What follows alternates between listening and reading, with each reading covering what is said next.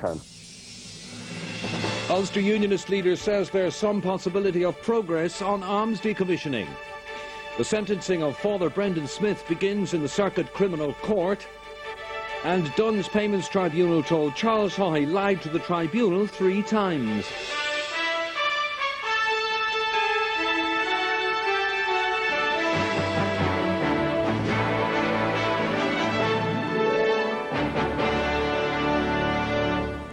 A very good evening.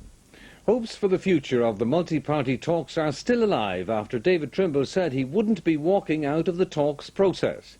Earlier, the Ulster Unionists emerged from talks with the British Prime Minister in Downing Street without agreement on arms decommissioning. However, David Trimble said there were still some possibilities for progress in the peace process. Mr. Trimble said his party still couldn't support the government's proposals on arms decommissioning and would vote against them. Further meetings are to be held between the Unionists and the British government before the crucial vote on Wednesday. The Northern Secretary was well aware today that imposing deadlines in the talks process can engage minds and get things done. But 24 hours into the IRA ceasefire, she's now involved in a delicate balancing act to keep the Ulster Unionists on board. Their second meeting in 5 days with the Prime Minister didn't resolve their problems over at what point disposal of paramilitary weapons would begin, but at least they've agreed they're not boycotting the talks. There are some possibilities of progress. There are some signs that he may be able to achieve some things or meet some of the concerns that we've mentioned. But they're possibilities. They're not sorted out. They're not concluded yet. But as things stand at the moment, we're not in a position to support the government's proposals.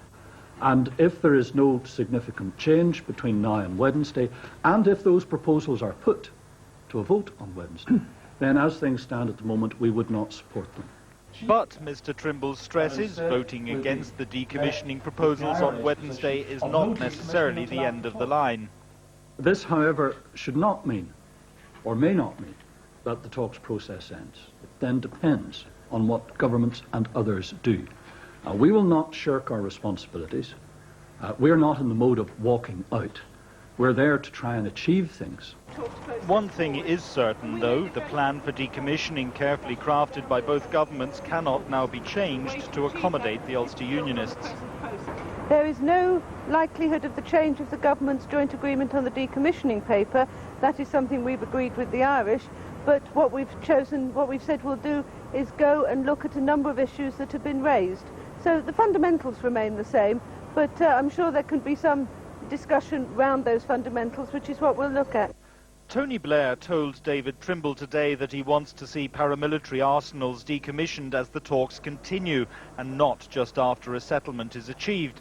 To ensure that that takes place, he's appointing an independent disarmament body headed by the Canadian General de Chastelain, who worked with Senator George Mitchell on the original decommissioning proposals. The British hope that this body, along with other confidence-building measures for the Unionists, will be enough to keep them in the process, even if they vote no on Wednesday.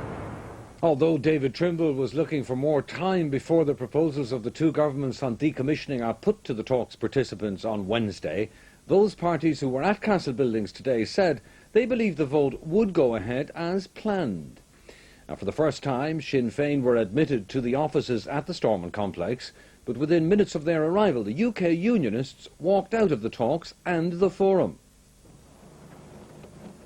The gates of Castle Buildings opened for Sinn Féin to allow them to take up their office accommodation. It was a symbolic breakthrough as they'd been barred up to now. The resumption of the IRA ceasefire yesterday meant that a 5-strong delegation, including party chairman Mitchell McLaughlin, was admitted.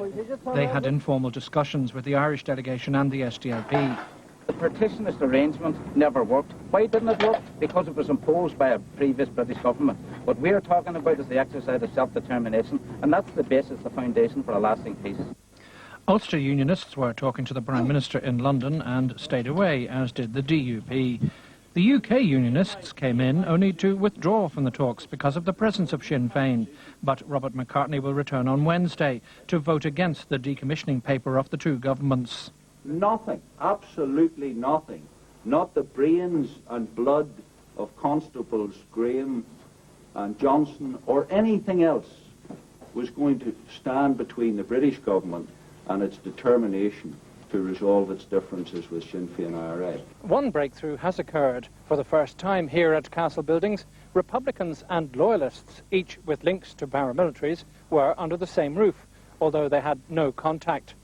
But the key factor which will determine whether these talks will progress will be the attitude of the Ulster Unionists when the parties are asked to vote on the decommissioning proposals on Wednesday. Although David Trimble spoke about the possibility of having Wednesday's vote postponed or adjourned, the parties at the talks today, including the Irish government, appeared adamant the timetable would not be changed, while Ulster Unionists sought more clarification. We think that these talks should, after over a year, begin to concentrate on what the talks are really about, getting down to the serious business of reaching agreement on how we live together in this part of the world. Unionists have nothing to fear from continuing this process forward through dialogue.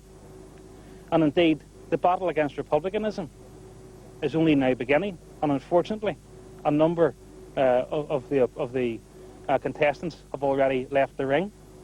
You know, I think it's a bad day for unionism whenever unionist parties are not prepared to stand up and fight for their ideals and to fight their corner in terms of trying to find a political settlement on behalf of all of the people of Northern Ireland. Now back to that meeting at Downing Street. I'm joined by our London correspondent Brian O'Connell. Brian, what's the feeling there after the meeting between David Trimble and Tony Blair? The situation seems to be delicately balanced, but it's not all negative. No, it isn't, John. There's good news and bad news. The bad news first, the praise that the Ulster Unions subject to in the joint government document is due progress on decommissioning. They think it's too vague. They want actual decommissioning. They want something far more substantive. Mo Mowlam told us today, the Prime Minister told Mr Trimble, that can't be changed. The government, two governments have negotiated this document. That can't be changed. The good news is, however, that even if David Trimble and the Ulster Unions vote against it on Wednesday at Stormont, it doesn't necessarily mean to say the talks process is over, because the Ulster Unionists will stay in the talks. So what will the Ulster Unionists now do, assuming that they're not going to walk out of the talks, Brian? Well, I think what David Trimble intends to do throughout the summer, before the substantive talks begin, is what he describes as talk to the wider unionist community in Northern Ireland. He talks about meeting church leaders, business leaders, the social partners, other unionist parties. He says that they've come to a defining moment in Northern Ireland at the moment with this renewal of the ceasefire. He wants to find out what the Ulster unionist community think should happen next. Now, okay, he may be talking to his grassroots. The cynics would say that he's stringing things out, but that's what's going to happen now. But even if David Trimble does not vote in favour of these on Wednesday, he's made fairly clear that if there's no change, he won't vote in favour of the current conditions. He's not leaving the talks, so the talks process will still be around after the summer. Thank you very much indeed, Brian O'Connell.